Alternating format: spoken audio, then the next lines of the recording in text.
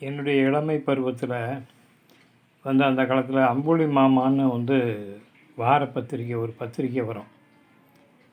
அது அதில் உள்ள கதைகள்லாம் பார்த்திங்கன்னா படிக்கிறதுக்கு ரொம்ப சுவாரஸ்யமாக இருக்கும்.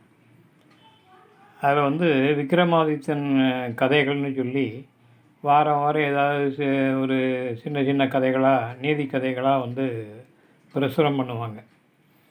அப்படி ஒரு கதையில் படித்த கதையில் ஒன்று ஞாபகத்துக்கு வந்தது. அதை உங்களோட இன்றைக்கி பகிர்ந்துக்கிடலாம்னு நினைக்கிறேன். அதாவது ஒரு காட்டில் நாகமனிதன் ஒருத்தன் வாழ்ந்து வந்துட்டு இருந்திருக்கான். அந்த நாகமனிதன் எப்படின்னா சில நேரங்களில் மனிதனாகவும் சில நேரங்களில் பாம்பாகவும் மாறக்கூடியவன். அந்த காட்டில் ஒரு புதரில் புற்றுக்குள்ளே வாழ்ந்து வந்துக்கிட்டு இருக்கான். அப்போ அந்த வழியாக ஒரு இளம்பெண் போகும்போது அந்த பெண்ணை இவன் மனிதன் ரூபத்தில் இருக்கும்போது அந்த பெண்ணை காதலிக்கிறான். ஆனால் தன்னுடைய உண்மையான நிலைமையை தன்னுடைய காதலிகிட்ட சொல்கிறான்.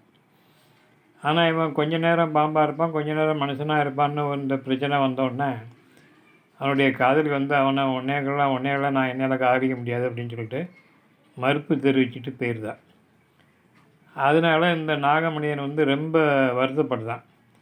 அப்போ ஒரு முனிவர்கிட்ட போய் கேட்குறான், இந்த மாதிரி இது பண்ண அது எனக்கு இந்த மாதிரி ஒரு பிரச்சனை இருக்கிறதுனால அந்த பெண் என்னை காதலிக்க மறுக்கிறா, நான் என்ன செய்கிறது சாமி அப்படின்னு சொல்லி கேட்டிருக்காப்புல.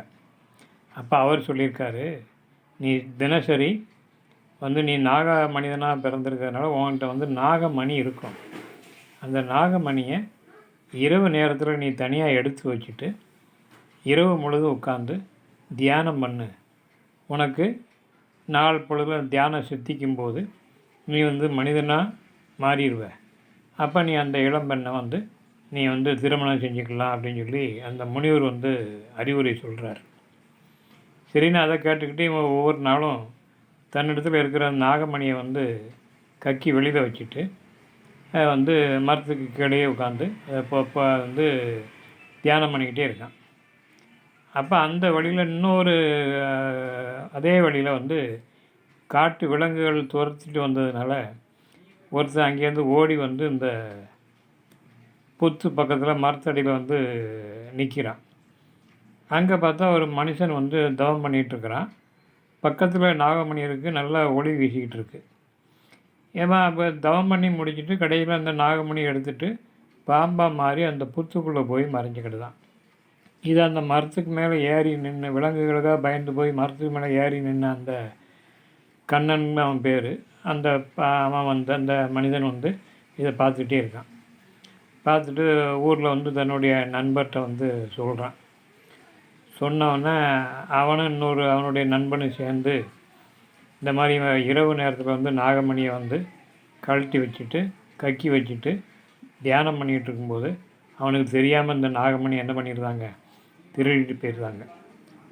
திருடிட்டு போய் பக்கத்து ஊரில் போய் அந்த நாகமணி யார் கையில் இருக்கோ அவங்களுக்கு இறந்தவர்களை கூட பிழைக்க வைக்க முடியும். அந்த மாதிரி ஒரு அபூர்வ சக்தி கொண்டது அந்த நாகமணி. அதை வச்சு அந்த கண்ணன்கிறவன் கிராமத்தில் உள்ள மக்கள்லாம் அந்த மாதிரி இறந்துட்டாங்க அப்படின்னு சொன்னாங்க, பாம்பு கடிச்சு இறந்துட்டாங்க, இல்லைன்னா இறந்துட்டாங்கன்னா அதை நாகமணியை வச்சு அவங்களெல்லாம் மீண்டும் உயிர் பிழைக்க செய்து ஒரு புண்ணிய காரியத்தை செஞ்சுட்டே வந்துட்டுருக்கான். அப்போ அந்த மாதிரி வரும்போது இதை திருடிட்டு போன கண்ணன்கிறவன் நாகமணியை திருடிட்டு போனான்ல, அவன் புண்ணியம் செஞ்சவனா இல்லைன்னா அந்த நாகமனிதனாக இருக்கிறானே அவன் புண்ணியம் செஞ்சானான்னு சொல்லி அந்த வேதாள விக்ரமாதித்தன்ட்ட கேட்கு. அப்போ விக்ரமாதித்தன் சொல்கிறான், எது எப்படி இருந்தாலும் அவன் திருடனாக இருந்தாலும் கூட அந்த திருடிட்டு போன நாகமணியை பல உயிர்களை பிழைக்க வச்சு புண்ணிய காரியத்தை செஞ்சுருக்கான். அதனால் இந்த நாக மனிதனை விட அந்த கண்ணன்கிறவன் தான் சிறந்தவன்னு சொல்லிட்டு விக்ரமாதித்தன் தோளில் இருந்து மீண்டும் பறந்தும் போய் முருங்கை மரத்தில் போய் வேதாளம் தொங்கிட்டு அப்படின்னு இந்த கதை முடியும். இது சின்ன வயசில் நான் அடிக்கடி நிறைய புஸ்தகங்கள்லாம் படிப்பேன். அப்படி படிக்கும்போது இந்த கதை ஒன்று ஞாபகம் வந்தது. சரி அதை வீடியோவில் போடுவோமே. விக்ரமாதித்தன் கதையெல்லாம் இப்போ யாருமே படிக்க மாட்டாங்க. புஸ்தகம்லாம் இப்போ வருதா என்னன்னு இப்போ தெரியல. அந்த காலத்தில் இந்த மாதிரி புத்தகங்கள்லாம் நிறைய வந்தது. படிப்பு வந்து புத்தக படிப்புன்னு சொல்லி நிறைய இளைஞர்கள் வந்து லைப்ரரியிலேயே உட்காந்து படிப்பாங்க. அதனால் அறிவு விசாலமாச்சு. ஆனால் இப்போ நம்ம எல்லாருமே செல்ஃபோன்லேயே வந்து மூழ்கி கிடக்கிறோம். அதனால் வந்து காலங்கள் மாறி போயிருக்குது. நன்றி, வணக்கம்.